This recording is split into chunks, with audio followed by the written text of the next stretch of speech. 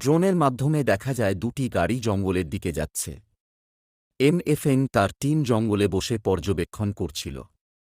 Satellite পর্যবেক্ষণ চলছিল। এম.এফ.এং ঘড়ির দিকে তাকান এবং স্যাটেলাইটের মাধ্যমে দেখা যায় একা থাকা জঙ্গির উপরে এইম করে থাকেন।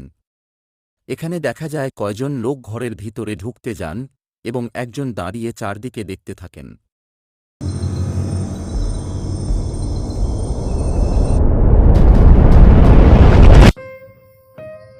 তার ছবি নিয়ে স্যাটেলাইটের মাধ্যমে তার সমস্ত পরিচয় বের করা হয়। তারা জিম্মিয়ার সাথে 2টা ব্যাগ নিয়ে ঘরের ভিতরে প্রবেশ করে।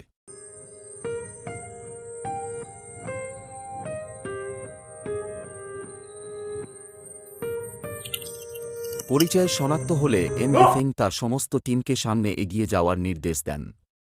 ঘরের ভিতর একজন কালো কাপড় পরার মানুষকে দেখতে পাওয়া যায়। জঙ্গি তার কাছে গিয়ে তার কাছে কিছু চাই। এদিকে স্নাইপার একা থাকা জঙ্গির উপরে এক রাউন্ড গুলি ছোড়ে। নদী হতে এম.এফ.এং এর টিমকে বাইরে বেরিয়ে আসতে দেখা যায়। এম.এফ.এং নিজের আঙুলের সাহায্যে টেরোরিস্টকে দেখাচ্ছিলেন এবং কোন টেররিস্টকে টার্গেট করবে সেটা বলে দিচ্ছিলেন।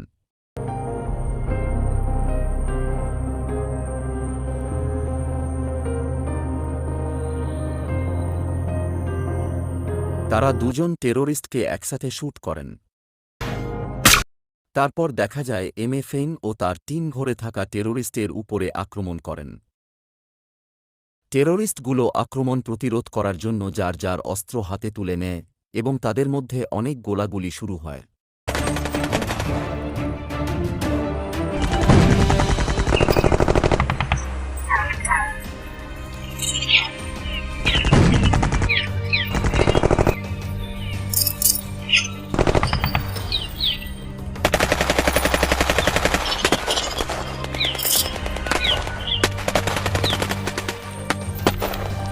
এবং একে একে সব টেররিস্ট মরতে থাকে।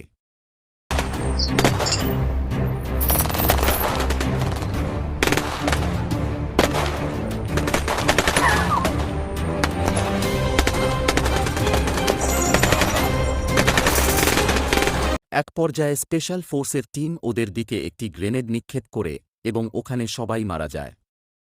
এম.এফ.এং ঘরের ভিতরে প্রবেশ করেন এবং দেখতে পান যে টেররিস্ট জিম্মির উপরে পিস্তল ধরে আছে এবং বলছে কোনো মুভ করবে না, তাহলে গুলি করে মেরে ফেলব। কিন্তু এম.এফ.এং শোনেন না এবং তার কপাল বরাবর একটি গুলি করেন এবং সে জায়গায় মারা যায়।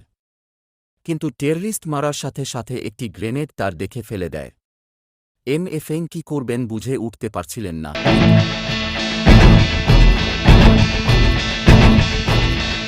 তার সহকর্মী ওই গ্রেনেডের উপর শুয়ে পড়ে এবং গ্রেনেডটি পেটের নিচে ব্লাস্ট হয় এবং তার অনেক রক্তক্ষরণ হয়।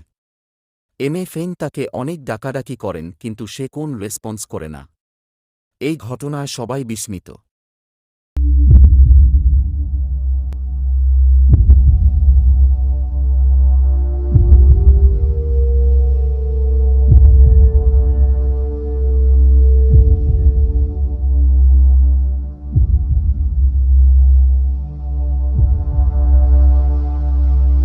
কিন্তু সে ওঠে না।